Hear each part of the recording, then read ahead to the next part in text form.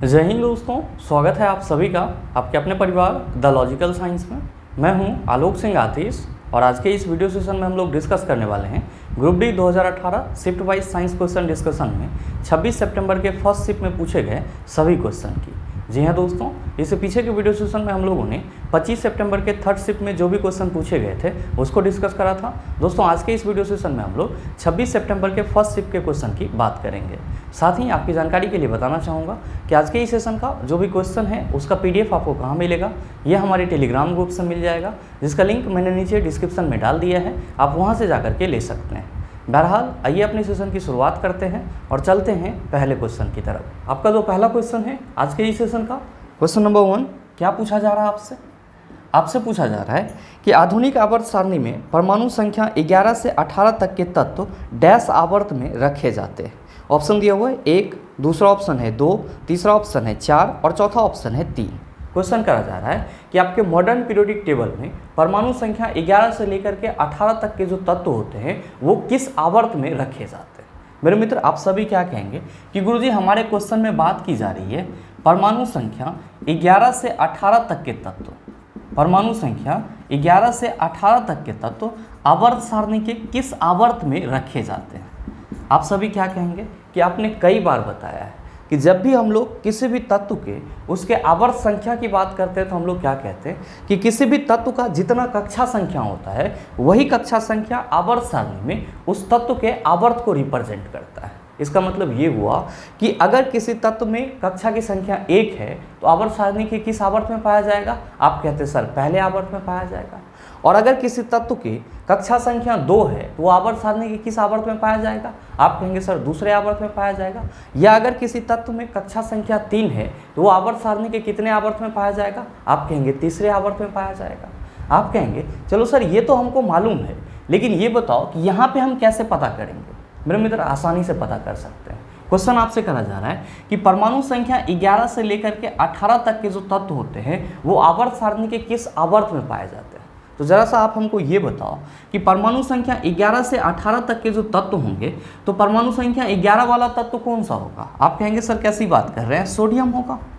और साथ ही साथ 11 से हम लोग चलते चले जाएंगे तो 12 भी आएगा, 13 भी आएगा, 14 भी आएगा। आप क्या कहेंगे कि गुरुजी सोडियम के बाद जो है वो मैग्नीशियम आ जाएगा, एल्युमिनियम आ जाएगा, सिलिकॉन आ जाएगा, फास्फोरस आ जाएगा। इस तरह से बढ़ते बढ़ते कहाँ तक जाएंगे तो परमाणु संख्या 18 तक जाएंगे। और आप सबों को मालूम होगा कि परमाणु संख्या 18 कौन से तत्व का है, तो आप कहते हैं सर आर्गन का है।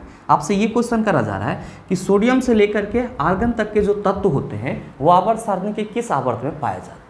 ध्यान दीजिएगा कि यहाँ पे जो परमाणु संख्या 11 है तो आप सभी क्या कहेंगे कि गुरुजी अगर हम लोग सोडियम के लिए कक्षा के आधार पर इलेक्ट्रॉनिक कॉन्फ़िगरेशन की बात करें तो हम लोग क्या कह सकते हैं कि पहले कक्षा में 2 इलेक्ट्रॉन जाएगा, दूसरे कक्षा में 8, तीसरे कक्षा में 1 इलेक्ट्रॉन जाएगा।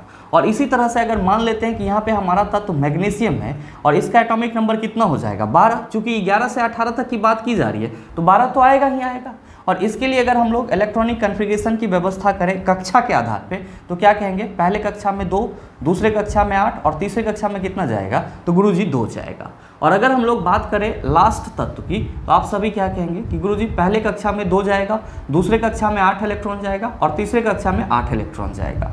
यानी कि आप सभी क्या देख रहे हैं कि परमाणु संख्या 11 से लेकर के 18 तक के जितने भी तत्व हैं उन सभी में टोटल नंबर ऑफ सेल कितना है। आप कहेंगे कि गुरुजी ये है पहला सेल, ये है दूसरा सेल और ये है तीसरा सेल। मतलब साफ है कि परमाणु संख्या 11 से लेकर के 18 तक के जो भी तत्व होंगे उन सभी में टोटल कक्षा संख्या कितनी होगी, टोटल कक्षा संख्या कितनी होगी। आप कहेंगे गुरुजी सब में 3 ही कक्षा संख्या होगा। तो आप बताओ कि परमाणु संख्या 11 से लेकर के 18 तक के जो तत्व होंगे वो आधुनिक आवर्त सारणी में किस आवर्त में पाया जाएगा। आप कहेंगे गुरुजी जब कक्षा संख्या 3 है तो जाहिर सी बात है कि ये सभी तत्व आवर्त सारणी के आवर्त 3 में पाए जाएंगे। कितने आवर्त में पाए जाएंगे, आप कहेंगे आवर्त 3 में पाए जाएंगे। तो आप बताओ कि आपके इस क्वेश्चन का सही आंसर क्या हो जाएगा। आप कहिएगा गुरुजी option number D is the right answer of this question. उम्मीद करते हैं समझ पाए होंगे। चलते हैं अगले क्वेश्चन की तरफ। आपका जो अगला क्वेश्चन है क्वेश्चन नंबर 3, क्या पूछा जा रहा है आपसे पूछा जा रहा है कि डैश एक हैलोजन है। ऑप्शन दिया हुआ है सोडियम, दूसरा ऑप्शन है क्रिप्टन, तीसरा ऑप्शन है मैग्नीशियम और चौथा ऑप्शन है क्लोरीन।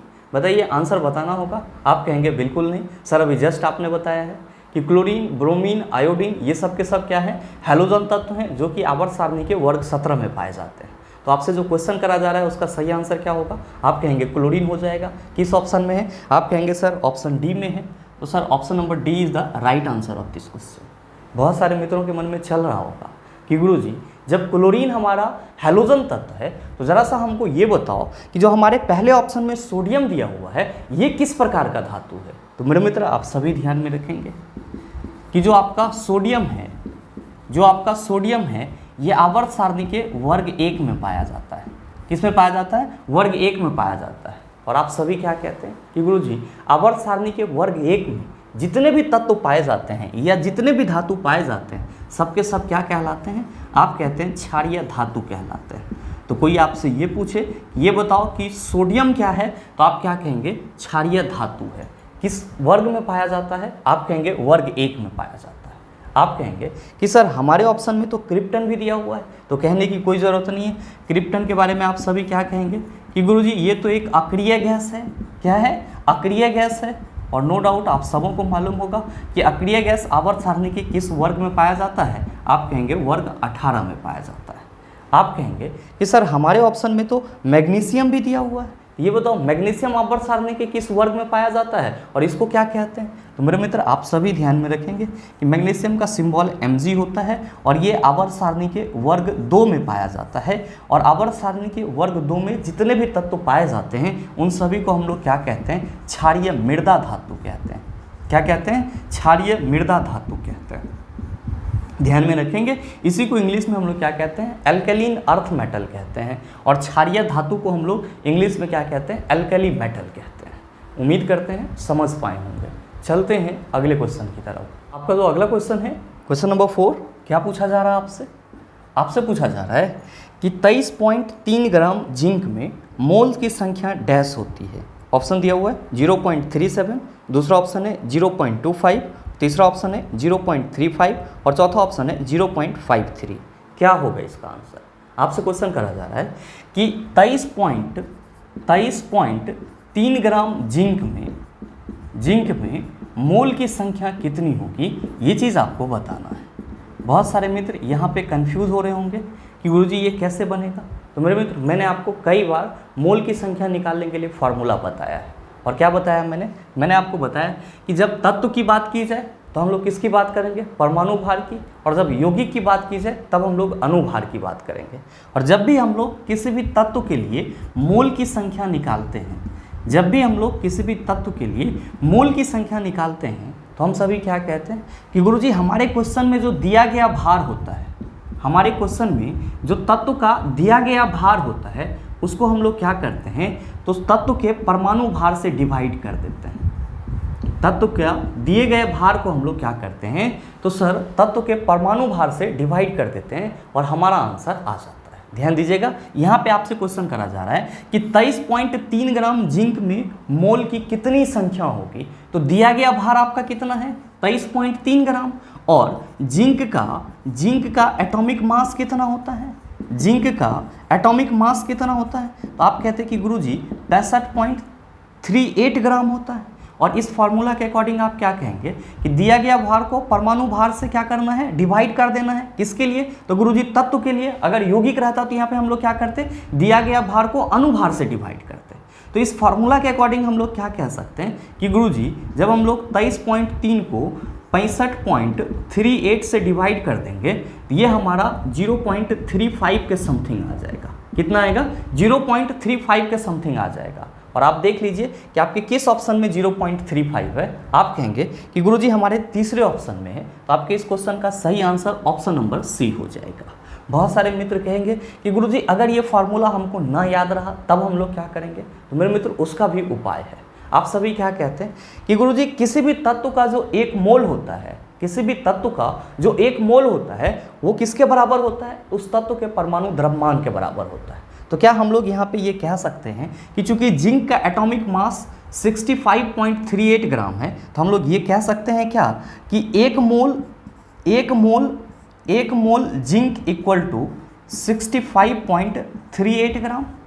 ये लिख सकते हैं? आप कहेंगे बिल्कुल लिख सकते हैं। ध्यान दीजिएगा, जब आप ये कह रहे हैं कि 1 मोल जिंक जो है वो 65.38 ग्राम के बराबर होता है, तो क्या हम लोग ये लिख सकते हैं क्या कि 65.38 ग्राम जिंक जो है वो 1 मोल के बराबर होता है? आप कहेंगे सर काहे नहीं लिख सकते हैं, और यह बतवा तो लिखा हुआ है, बस फर्क क्या है? तो सर बराबर के जो उलट पलट करके आपने लिखा है, बस यही फर्क है, और कोई फर्क तो है नहीं। मेरे मित्र ध्यान दीजिएगा कि जब आप यहाँ पे ये कह रहे हैं कि 65.38 ग्राम जिंक इक्वल टू 1 मोल, तो क्या हम लोग यहाँ पे 1 ग्राम जिंक में कितना मोल होगा इसकी बात कर सकते हैं? आप कहेंगे बिल्कुल कर सकते हैं गुरुजी। क्यों? क्योंकि 65.38 ग्राम जिंक जब 1 मोल के बराबर है, तो हम लोग ये भी तो लिख सकते हैं कि 1 ग्राम जिंक इक्वल टू 1/65.38 मोल। आप कहेंगे बिल्कुल लिख सकते हैं।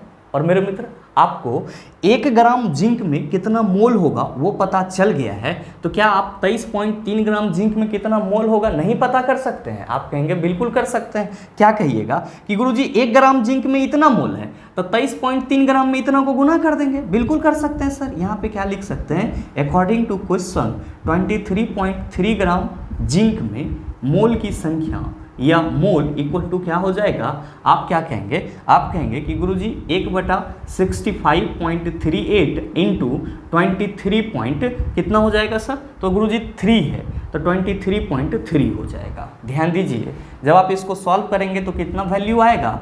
आप कहेंगे गुरुजी 0.35 आएगा। तो मैंने आपको दोनों तरीका बता दिया है। फॉर्मूला याद है तो आपके लिए आसान होगा, इतना ज़्यादा माथापच्ची करने की ज़रूरत नहीं होगी। और अगर फॉर्मूला आपके माइंड में नहीं है तो आप इस तरह से यूनिटरी मेथड से आसानी से निकाल सकते हैं। बस आपको इतना ध्यान में रखना होगा कि अगर किसी भी यौगिक की बात की जाएगी तो यौगिक का जो 1 मोल होगा वो यौगिक के अनुभार के बराबर होगा, और अगर किसी तत्व की बात की जा रही होगी तो किसी भी तत्व का जो 1 मोल होगा वो उसके परमाणु भार के बराबर होगा। तो दोनों मेथड में से आपको जो सही लगे, जो आसान लगे, आप उससे क्वेश्चन सॉल्व कर सकते हैं, आपको कोई दिक्कत नहीं होगा। बहरहाल उम्मीद करते हैं समझ पाए होंगे। चलते हैं अगले क्वेश्चन की तरफ। आपका जो अगला क्वेश्चन है, क्वेश्चन नंबर 5, क्या पूछा जा रहा है आपसे?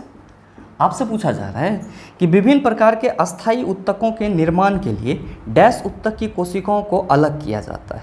ऑप्शन दिया हुआ है कॉलेनकाइमा, दूसरा ऑप्शन है पेरेनकाइमा, तीसरा ऑप्शन है एस्केलेनकाइमा, और चौथा ऑप्शन है मेरिस्मेटिक।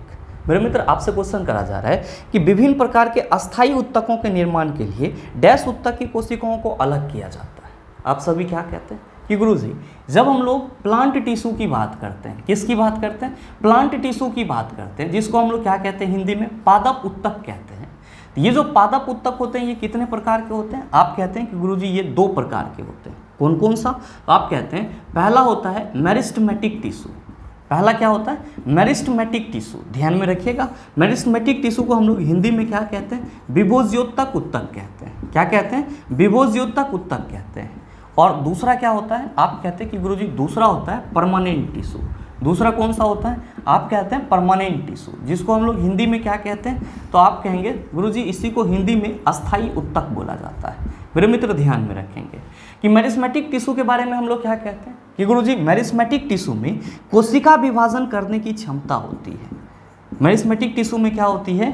कोशिका विभाजन करने की क्षमता होती है। और जनरली जो मेरिस्मेटिक टिश्यू होते हैं वो पौधे के वृद्धि वाले इलाके में पाए जाते हैं। और आप क्या कहते हैं कि गुरुजी जब मेरिस्मेटिक टिश्यू में कोशिका विभाजन करने की क्षमता समाप्त हो जाती है, तब ये जो मेरिस्मेटिक टिश्यू होता है ये किस में बदल जाते हैं? परमानेंट टिश्यू में बदल जाते हैं, यानी कि अस्थायी उत्तक में बदल जाते हैं। इसका मतलब ये हुआ कि ये जो हमारा अस्थायी उत्तक है, परमानेंट टिश्यू है, ये किससे बनता है? तो आप कहेंगे मेरिस्मेटिक टिश्यू से बनता है, यानी कि विभोज्योतक उत्तक से बनता है। कब बनता है? तो जब मेरिस्मेटिक टिश्यू की कोशिका विभाजन करने की क्षमता समाप्त हो जाती है, तब ये किस में बदल जाता है? तो गुरुजी ये परमानेंट टिश्यू में बदल जाता है। और आप क्या कहते हैं कि गुरुजी ये परमानेंट टिश्यू भी 3 प्रकार के होते हैं, 2 प्रकार के होते हैं। कौन कौन सा? तो आप कहते हैं पहला होता है हमारा सिंपल परमानेंट टिश्यू, जिसको हम लोग क्या कहते हैं? सरल अस्थायी उत्तक। और दूसरा कौन सा होता है? दूसरा होता है आपका कॉम्प्लेक्स परमानेंट टिश्यू, जिसको हम लोग क्या कहते हैं? जटिल अस्थायी उत्तक कहते हैं। और आपके ऑप्शन में जो पेरेनकाइमा, एस्केलेनकाइमा और कॉलेनकाइमा की बात की जा रही है, वे सब के सब क्या हैं? सिंपल परमानेंट टिश्यू हैं। जबकि जाइलम और फ्लोएम क्या है? तो आप कहते हैं कॉम्प्लेक्स परमानेंट टिश्यू है। मेरे मित्र आपसे क्वेश्चन क्या करा जा रहा है, क्वेश्चन करा जा रहा है कि विभिन्न प्रकार के अस्थायी उत्तकों के निर्माण के लिए डैश उत्तक की कोशिकाओं को अलग किया जाता है। भाई मैंने आपको बताया कि जो मेरिस्मेटिक टिश्यू होते हैं उसमें कोशिका विभाजन करने की क्षमता होती है। कोशिका विभाजन होगा तो क्या होगा, आप कहेंगे सर कोशिकाएं अलग अलग होगा, और यही आपका मेरिस्मेटिक टिश्यू जब कोशिका विभाजन करने की क्षमता को समाप्त कर देता है या खो देता है तब किस में बदल जाता है, तो आप कहते हैं अस्थायी उत्तक में बदल जाता है। मतलब सीधे सीधे हमारे इस क्वेश्चन का आंसर क्या हो जाएगा, आप कहेंगे मेरिस्मेटिक टिश्यू हो जाएगा। तो आपकी इस क्वेश्चन का सही ऑप्शन क्या होगा, आप कहेंगे सर ऑप्शन नंबर डी हो जाएगा। आप में से बहुत सारे मित्र सोच रहे होंगे कि गुरुजी पहले ऑप्शन में कोलेनकाइमा दिया हुआ है, दूसरे ऑप्शन में पेरेनकाइमा, तीसरे ऑप्शन में एस्केलेनकाइमा दिया हुआ है। तो ये सब क्या है, अभी जस्ट मैंने आपको बताया ये सब के सब क्या है, सिंपल परमानेंट टिश्यू के उदाहरण है। और आप सबों को हमेशा ध्यान में रखना है कि अस्थायी उत्तक किससे बनता है, तो विभोज्योत्तक उत्तक से बनता है। कब, तो जब सर विभोज्योत्तक उत्तक में कोशिका विभाजन करने की क्षमता समाप्त हो जाती है तब ये किस में बदल जाता है, तो पौधे के अस्थायी उत्तक में बदल जाता है। उम्मीद करते हैं समझ पाए होंगे।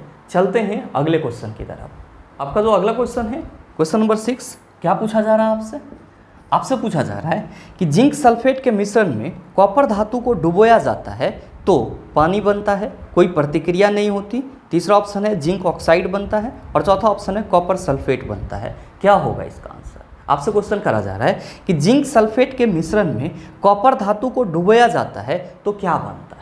मेरे मित्र ध्यान दीजिएगा, यहाँ पे क्वेश्चन करा जा रहा है, मान लेते थोड़ा देर के लिए कि यह हमारा कोई टेस्ट ट्यूब है, ठीक है, और इसमें क्या है ZnSO4 यानी कि जिंक सल्फेट का मिश्रण है। क्या है, जिंक सल्फेट का मिश्रण है। और आपसे क्वेश्चन क्या करा जा रहा है, आपसे क्वेश्चन करा जा रहा है इसमें अगर कॉपर धातु को डाला जाता है, इसमें क्या किया जाता है, कॉपर धातु को डाला जाता है तो क्या बनेगा, ये चीज़ आपको बताना है। आप सभी क्या कहेंगे कि गुरुजी इस दोनों के बीच में रिएक्शन हो जाएगा। मेरे मित्र रिएक्शन नहीं होगा। काहे नहीं होगा, तो आप सभी ध्यान में रखेंगे कि जो जिंक है ये जिंक कॉपर से ज़्यादा अभिक्रियाशील होता है।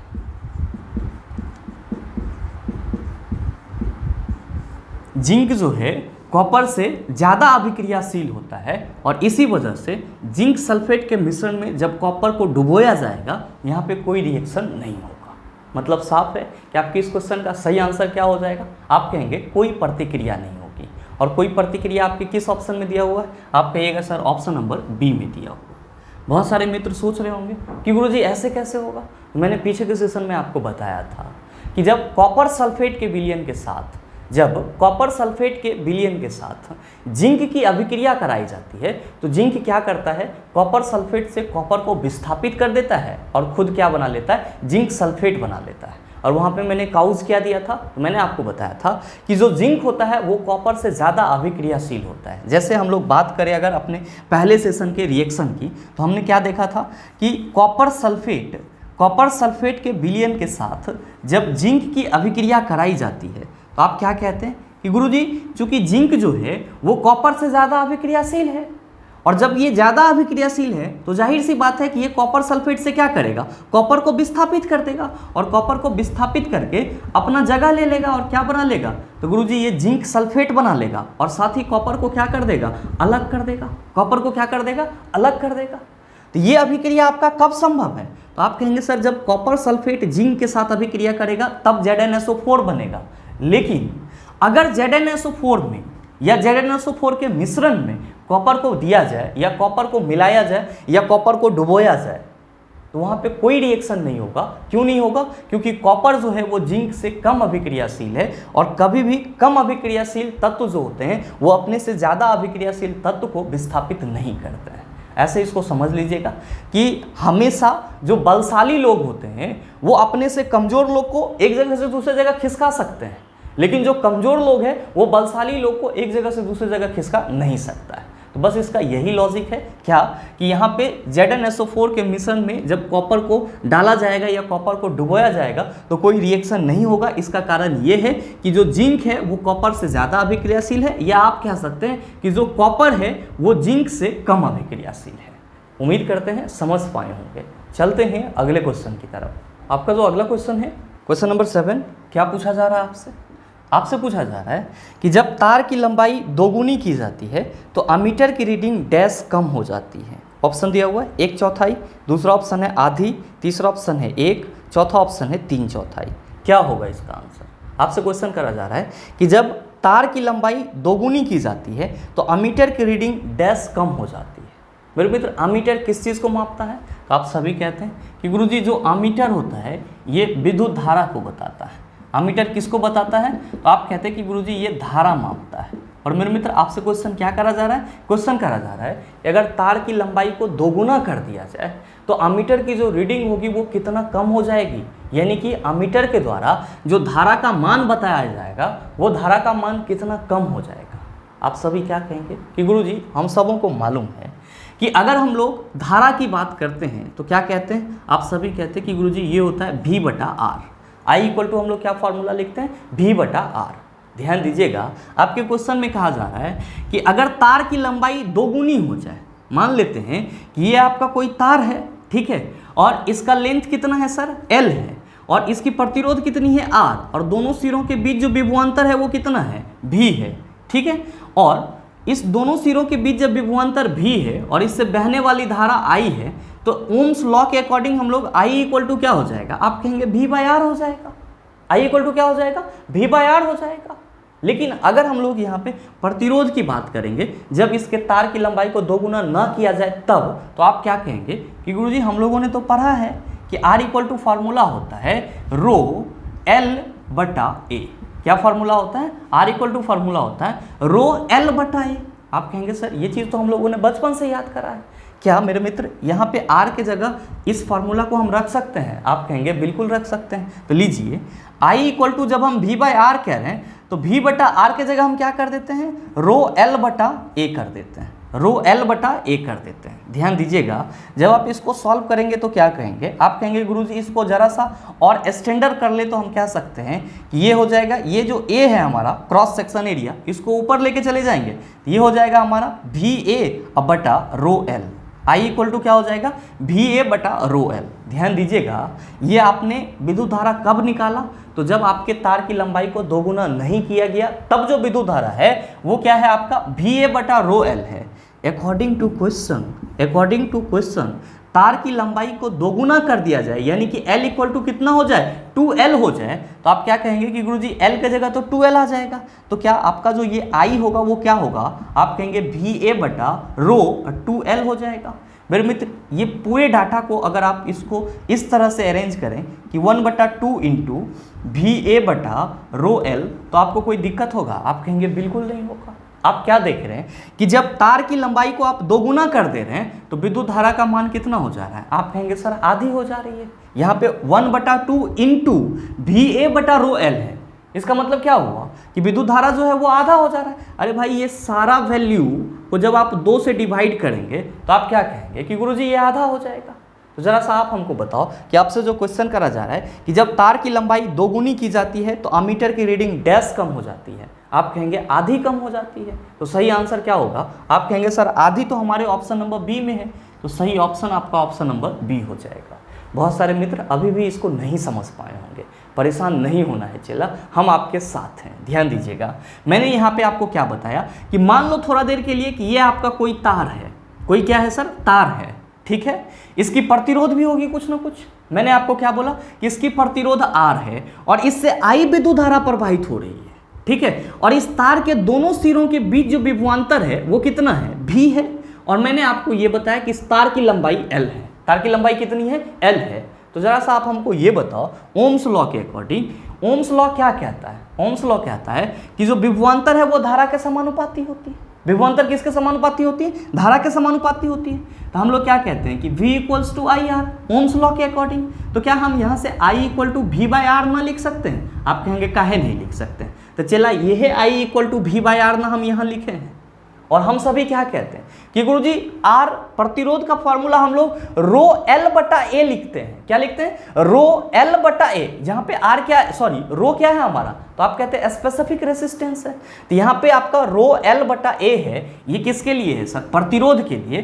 तो क्या ये जो हमारा प्रतिरोध का वैल्यू है इसको हम लोग इस फॉर्मूला में यहाँ पे प्रतिरोध की जगह पुट कर सकते हैं? आप कहेंगे सर जब बराबर में है तो बिल्कुल कर सकते हैं। मैंने वही करा है, आई इक्वल टू वी बटा रो एल बटा ए, और मैंने इसको स्टैंडर्ड फॉर्म में लाने के लिए वी ए बटा रो एल लिख दिया है। क्या लिख दिया है? वी ए बटा रो एल। इस ए को हम ऊपर ले गए हैं और बाकी जो था उसको एज इट इज रख दिया है।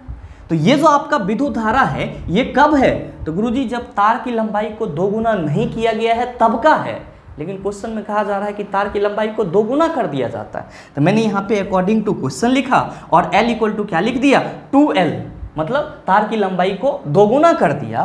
तो जाहिर सी बात है कि यहाँ पे L के जगह क्या लिखा जाएगा? 2L आ जाएगा। तो हमने क्या लिखा? VA बटा रो 2L, और इसी को थोड़ा सा हमने और स्टैंडर्ड कर लिया और हाफ इंटू VA बटा रो L लिख दिया। तो आप क्या कहेंगे कि गुरुजी ये तो विद्युत धारा हो जाएगा, और अगर इसको आप और स्टैंडर्ड कर लेंगे तो हाफ यहाँ पे VA बटा रो एल, ये क्या है? हमारा विद्युत धारा है। तो अब बताओ कि आपका विद्युत धारा कितना हो गया? आप कहेंगे सर आधा हो गया। उम्मीद करते हैं समझ पाए होंगे। चलते हैं अगले क्वेश्चन की तरफ। आपका जो अगला क्वेश्चन है क्वेश्चन नंबर 8, बड़ा ही आसान सा सवाल, और इस टाइप के कई प्रश्न मैंने आपको पीछे के सेशन में बताए हैं। आपसे क्वेश्चन करा जा रहा है कि 100 केजी द्रव्यमान वाली एक वस्तु को 6 सेकंड में 5 मीटर पर सेकंड से 17 मीटर पर सेकंड के वेग से एक समान रूप से त्वरित किया जाता है। वस्तु पर लगाए गए बल का परिणाम डैश है। ऑप्शन दिया हुआ है 200 मीटर पर सेकंड, दूसरा ऑप्शन है 200 न्यूटन, तीसरा ऑप्शन है 200 पास्कल, और आपका चौथा ऑप्शन है 200 मीटर पर सेकंड स्क्वायर। मेरे मित्र आपसे क्वेश्चन करा जा रहा है कि कोई 100 केजी द्रव्यमान वाली वस्तु है। मान लीजिए थोड़ा देर के लिए कि ये आपका 100 केजी द्रव्यमान वाला वस्तु है, ठीक है सर, और इस पे कोई बल लगता है F, कोई बल लगता है F, जो क्या कर रहा है? तो इस वस्तु के वेग को 5 मीटर पर सेकेंड से 5 मीटर पर सेकेंड से बढ़ा करके 17 मीटर पर सेकेंड कर दे रहा है। कितना देर में? तो गुरुजी 6 सेकेंड में। कितना देर में? 6 सेकेंड में। तो आपसे ये पूछा जा रहा है कि जो लगने वाला बल है इसका परिणाम कितना होगा, यानी कि इसका मैग्नीट्यूड क्या है। आप क्या कहेंगे कि गुरुजी F इक्वल टू फॉर्मूला होता है MA। क्या फॉर्मूला होता है? MA। आप कहेंगे गुरुजी द्रव्यमान तो है, त्वरण ना है। भाई मेरे त्वरण निकाल लेंगे। आप सबों को मालूम होना चाहिए कि A इक्वल टू फॉर्मूला क्या होता है? V minus you by T. मेरे मित्र ध्यान दीजिएगा, V क्या है? अंतिम वेग, U प्रारंभिक वेग, T क्या है? तो सर जी समय है। आप क्या देख रहे हैं कि क्वेश्चन में कहा जा रहा है कि 100 केजी द्रव्यमान वाले वस्तु पर कोई बल ऐसा लग रहा है जो 6 सेकेंड में इसके वेग को 5 मीटर पर सेकेंड से 17 मीटर पर सेकेंड कर दे रहा है। तो भाई 5 से 17 हो रहा है। प्रारंभिक वेग क्या है? तो आप कहेंगे प्रारंभिक वेग 5 मीटर पर सेकेंड, अंतिम वेग आप कहेंगे 17 मीटर पर सेकेंड। अब बताओ ना बनेगा? आप कहेंगे सर आसानी से बन जाएगा। और आप सभी क्या कहिएगा कि गुरुजी यहाँ पे जो आपने F इक्वल टू MA लिखा है, तो हम लोग यहाँ पे F equal to M into यहाँ पे A के जगह V माइनस यू बटा टी लिख सकते हैं। भाई रे आसानी से लिख सकते हैं V माइनस यू बटा टी। और आप क्या कहेंगे कि गुरुजी M के जगह यहाँ पे जो है, M के जगह यहाँ पे 100 आ जाएगा, और V के जगह क्या आएगा? 17, और U के जगह क्या आएगा? 5। अब बटा क्या हो जाएगा? आप कहेंगे 6। और मेरे मित्र जब आप इसको सॉल्व करेंगे तो क्या कहेंगे कि गुरुजी ये हो जाएगा 100 गुना 17 में से 5 जाएगा 12, अब बटा 6 दूना कितना होता है? 12। यानी कि लगने वाला जो बल का परिमाण होगा वो कितना होगा? आप कहेंगे 200 न्यूटन। और सही आंसर क्या हो जाएगा? आप सभी कहिएगा गुरुजी option number B is the right answer of this question. उम्मीद करते हैं समझ पाए होंगे। चलते हैं अगले क्वेश्चन की तरफ। आपका जो अगला क्वेश्चन है क्वेश्चन नंबर 9, क्या पूछा जा रहा है आपसे? आपसे पूछा जा रहा है कि राम एक 95 मीटर लंबे तालाब में तैरता है। वह एक छोर से दूसरे छोर तक तैरकर जाने और वापस उसी रास्ते से आने में 190 मीटर की दूरी 1 मिनट में तय करता है। उसकी औसत चाल ज्ञात कीजिए। बताइए न बनेगा, आसानी से बन जाएगा। टोटल डिस्टेंस कितना दिया हुआ है 190 मीटर, और टाइम कितना लग रहा है गुरुजी 1 मिनट। 1 मिनट में कितना सेकंड होता है, तो सर 60 सेकंड होता है। 190/60 कर देंगे, आपका आंसर आ जाएगा। और इस क्वेश्चन का कैलकुलेशन आप सबों के ऊपर छोड़ता हूँ, कैलकुलेट करके सही आंसर क्या होगा नीचे कमेंट करके ज़रूर बताइएगा, आपके कमेंट का इंतजार रहेगा। बहरहाल चलते हैं अगले क्वेश्चन की तरफ। आपका जो अगला क्वेश्चन है क्वेश्चन नंबर 10, बड़ा ही आसान सा सवाल। ये भी आपसे पूछा जा रहा है कि यौन प्रजनन में अभिभावक का योगदान डैश होता है।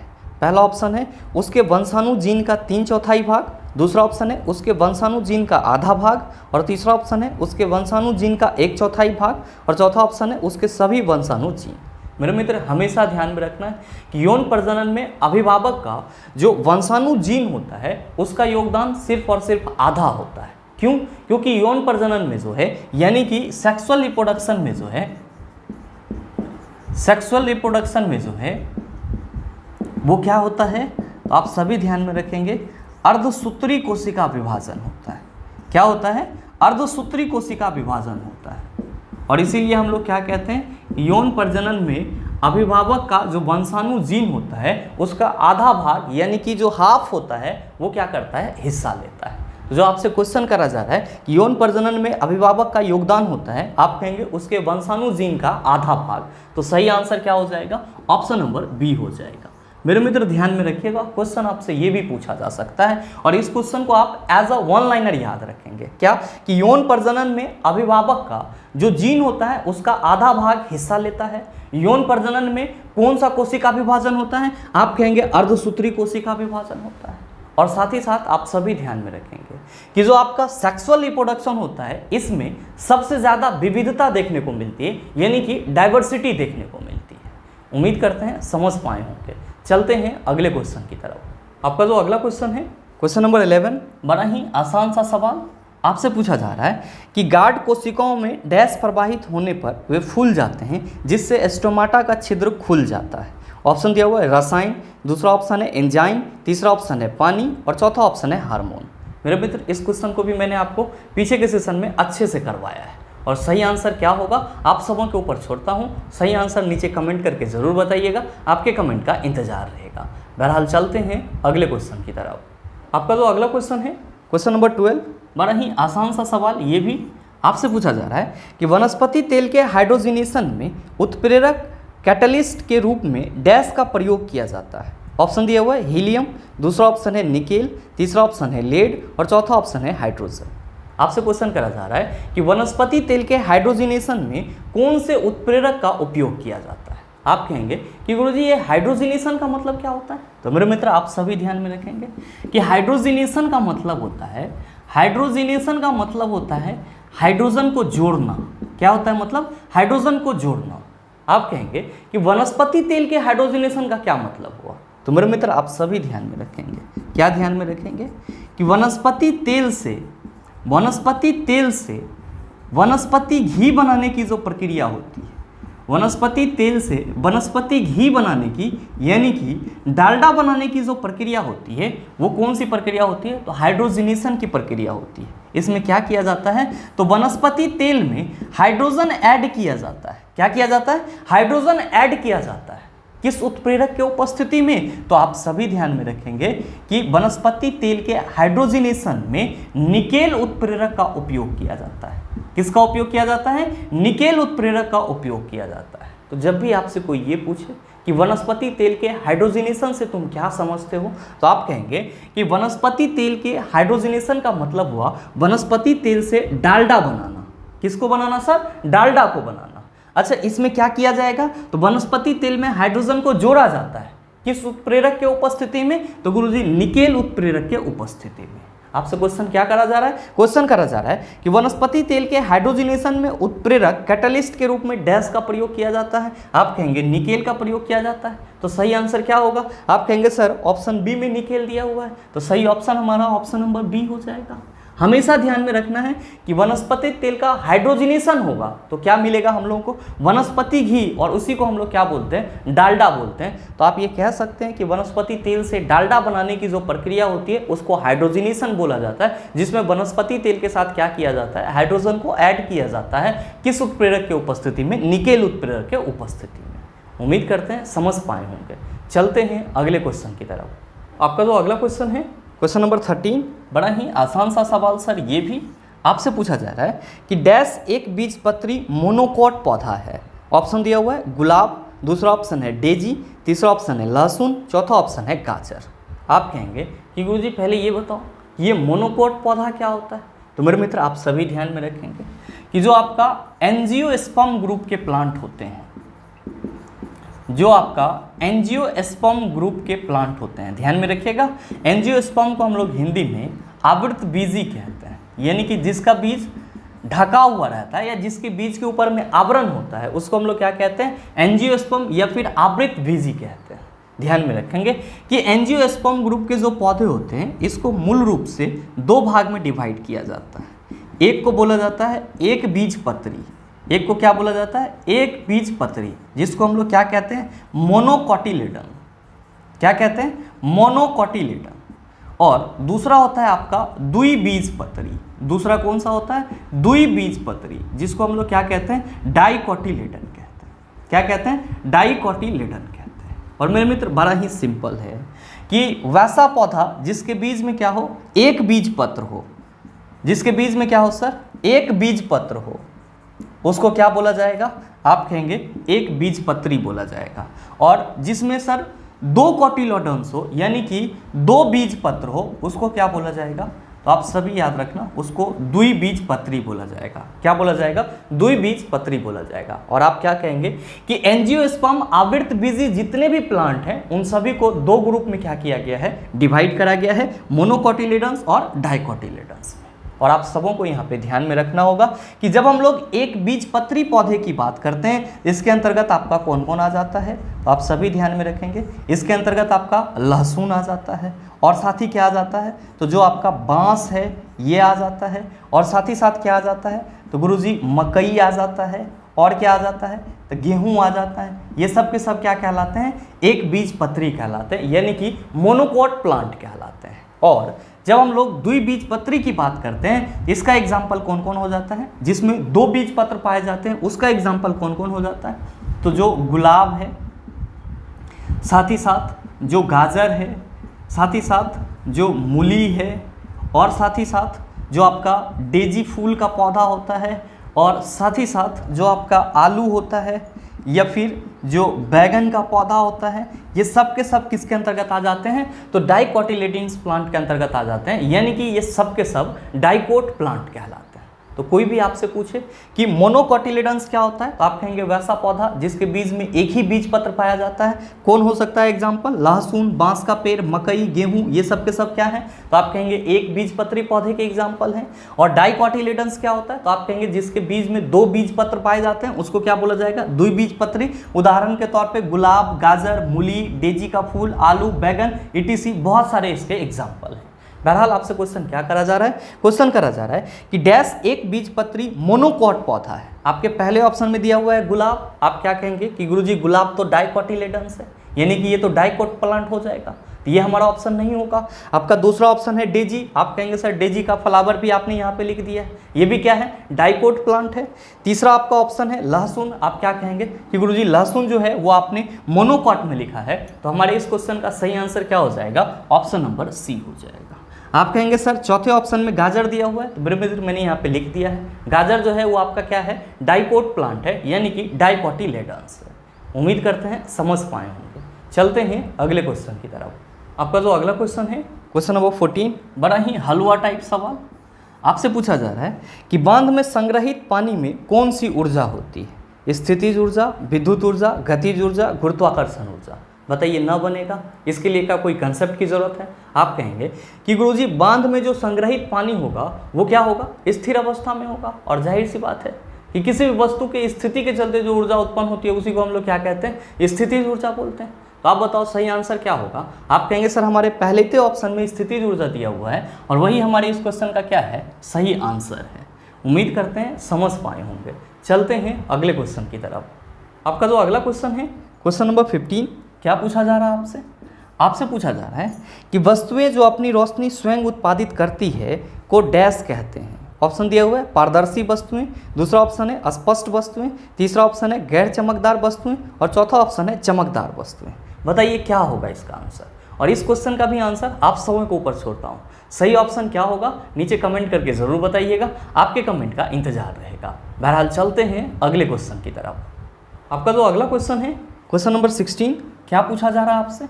आपसे पूछा जा रहा है कि डैश तत्व में बाहरी सेल में 8 इलेक्ट्रॉन के साथ 3 कक्षाएं होती है। ऑप्शन दिया हुआ है क्रिप्टन, दूसरा ऑप्शन है नियॉन, तीसरा ऑप्शन है जेनन और चौथा ऑप्शन है आर्गन। बताइए ना बनेगा, आसानी से बन जाएगा। क्वेश्चन करा जा रहा है कि आपके इन चारों ऑप्शन में से कौन सा ऐसा एलिमेंट है जिसके बाहरी कक्षा में 8 इलेक्ट्रॉन के साथ उसमें टोटल 3 सेल हैं, यानी कि 3 ही कक्षा है। ध्यान दीजिएगा, आपका पहला ऑप्शन है क्रिप्टन और आप क्या कहते हैं कि गुरुजी क्रिप्टन का एटॉमिक नंबर 36 होता है।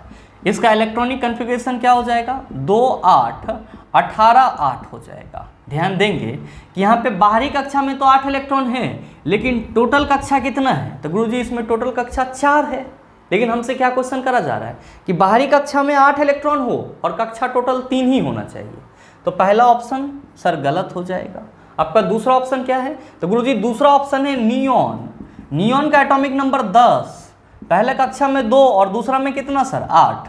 बाहरी कक्षा में तो 8 इलेक्ट्रॉन है, लेकिन इसमें टोटल कक्षा कितना है सर 2 है। हमको कितना चाहिए 3, यानी कि आपका दूसरा ऑप्शन भी क्या हो जाएगा, गलत हो जाएगा।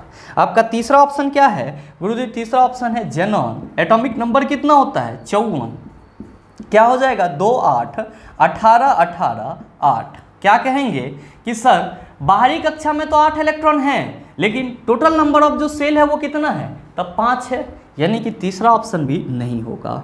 चौथा ऑप्शन क्या है गुरुजी, आर्गन। एटॉमिक नंबर कितना होता है 18, कॉन्फ़िगरेशन 2 8 8। क्या देख रहे हैं कि इसके बाह्यतम कक्षा में 8 इलेक्ट्रॉन है और इसके पास टोटल सेल कितना है, तो गुरुजी 3 ही है। मतलब हमारे इस क्वेश्चन का सही आंसर क्या होगा, ऑप्शन नंबर डी हो जाएगा। उम्मीद करते हैं समझ पाए होंगे। चलते हैं अगले क्वेश्चन की तरफ। आपका जो अगला क्वेश्चन है क्वेश्चन नंबर 17, बड़ा ही हलवा टाइप सवाल। आपसे पूछा जा रहा है कि किसी वस्तु का भार 20 kg है, पृथ्वी पर उस वस्तु का भार क्या होगा। जी का वैल्यू 9.8 मीटर पर सेकंड स्क्वायर लेना है। ध्यान दीजिएगा कि दोनों जगह भार किया गया है, लेकिन एक जगह ब्रैकेट में मास लिखा हुआ है। और हमेशा ध्यान में रखेंगे कि भार और मास में आप डिफरेंस कैसे पता करेंगे, तो जहाँ पे भी मास की बात की जाएगी वहाँ पे यूनिट केजी लगा होगा और जहाँ पे भार की बात की जाएगी वहाँ पे यूनिट में न्यूटन लगा होगा।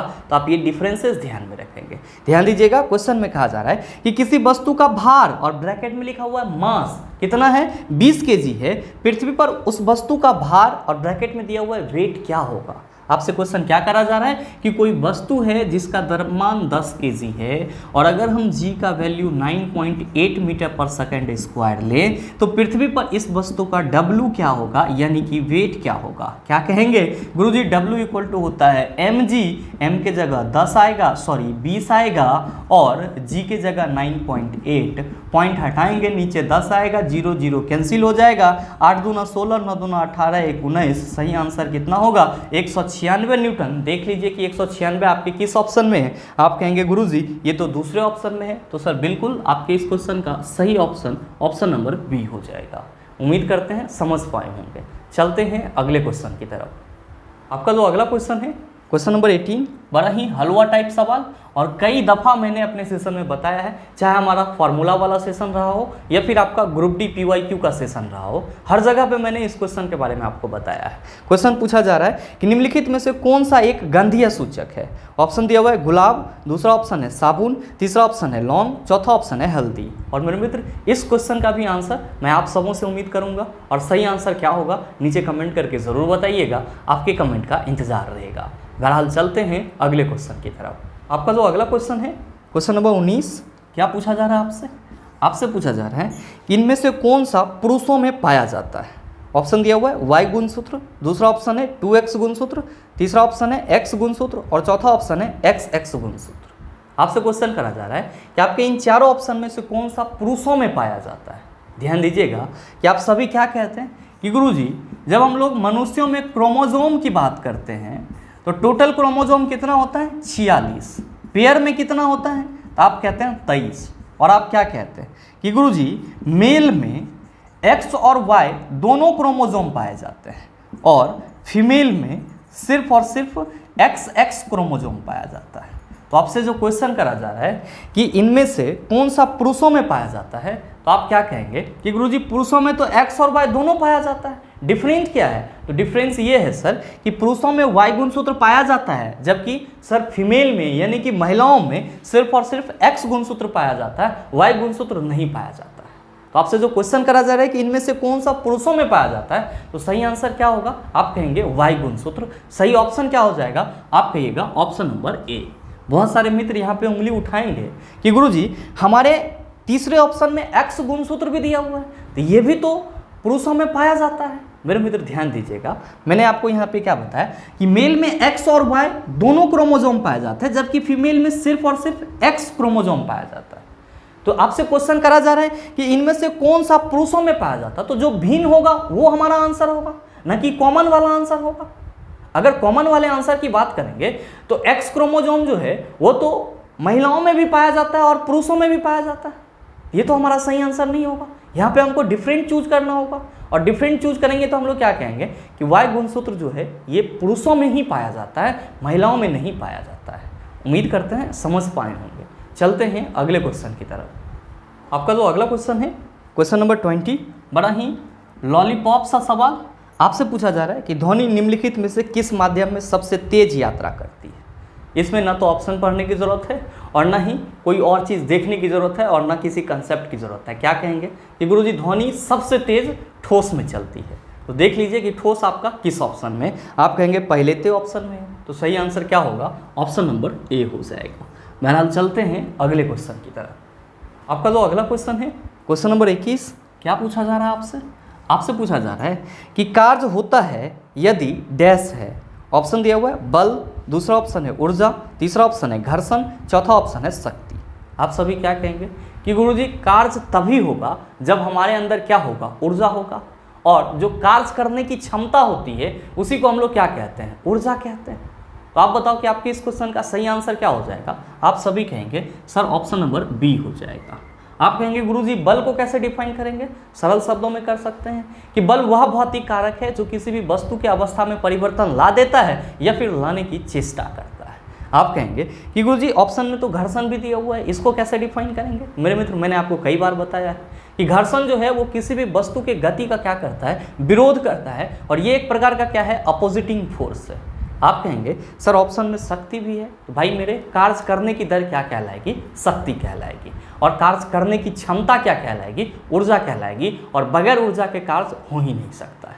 उम्मीद करते हैं समझ पाए होंगे।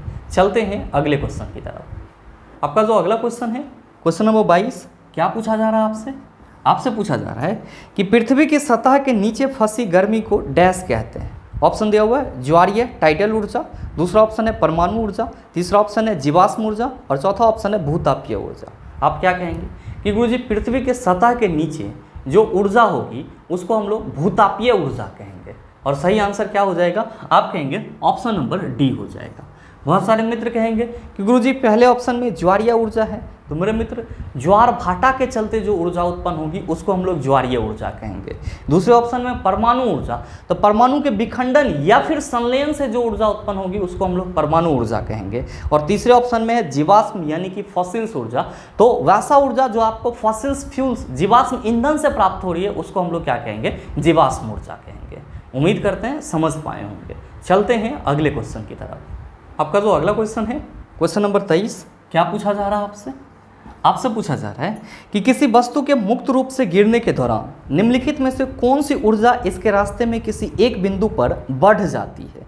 ऑप्शन दिया हुआ है स्थितिज ऊर्जा, दूसरा ऑप्शन है गतिज ऊर्जा, तीसरा ऑप्शन है रासायनिक ऊर्जा, और चौथा ऑप्शन है यांत्रिक ऊर्जा। मेरे मित्र आपसे क्वेश्चन करा जा रहा है कि अगर कोई वस्तु मुक्त रूप से ऊपर से नीचे गिर रही है तो आपके इन चारों ऑप्शन में से कौन सा ऊर्जा किसी एक बिंदु पर बढ़ जाती है। आप क्या कहेंगे कि गुरुजी जब वस्तु गिर रही होगी तो ऐसा संभव है कि किसी एक बिंदु पर उसकी जो वेग रही होगी वो मैक्सिमम रही होगी, और किसी भी वस्तु के वेग के चलते जो ऊर्जा उत्पन्न होती है उसी को हम लोग क्या कहते हैं, गतिज ऊर्जा कहते हैं। मतलब साफ है कि वस्तु जब मुक्त रूप से ऊपर से नीचे गिर रही होगी तो जिस किसी भी बिंदु पर उसका वेग मैक्सिमम रहा होगा वहां पे उसकी गतिज ऊर्जा क्या हो गई होगी, आप कहेंगे बढ़ गई होगी। तो आपसे क्वेश्चन भी तो यही पूछा जा रहा है कि किसी वस्तु के मुक्त रूप से गिरने के दौरान निम्नलिखित में से कौन सी ऊर्जा इसके रास्ते में किसी एक बिंदु पर बढ़ जाती है, आप कहेंगे गतिज ऊर्जा। तो सही आंसर क्या होगा, ऑप्शन नंबर बी हो जाएगा। आप कहेंगे सर ऑप्शन में स्थितिज ऊर्जा दिया हुआ है, कहने की कोई ज़रूरत नहीं है, स्थिति के चलते जो ऊर्जा उत्पन्न होगी उसी को स्थितिज ऊर्जा बोला जाएगा। अगले ऑप्शन में है रासायनिक ऊर्जा, आप कहेंगे केमिकल से जो एनर्जी निकलेगी वही हमारा क्या कहलाएगा, रासायनिक ऊर्जा कहलाएगा। बहुत सारे मित्र कहेंगे यांत्रिक ऊर्जा क्या होगा, तो गतिज ऊर्जा और स्थितिज ऊर्जा का जो योग होगा वही क्या कहलाएगा, यांत्रिक ऊर्जा कहलाएगा।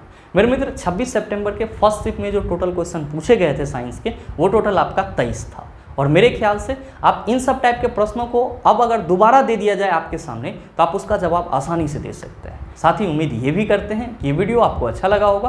अगर आपको वीडियो अच्छा लगा तो वीडियो को लाइक कीजिएगा, ज़्यादा से ज़्यादा शेयर कीजिएगा, और हाँ अगर आप चैनल पर नए हैं तो सब्सक्राइब करके बेल आइकन दबा लीजिएगा ताकि इस तरह के एग्जाम रेलेवेंट वीडियो का नोटिफिकेशन सबसे पहले आपके पास पहुँचे और आप उसको सबसे पहले देख पाओ। मिलते हैं फिर अगले सेशन में, तब तक के लिए best of luck, thank you, have a nice day.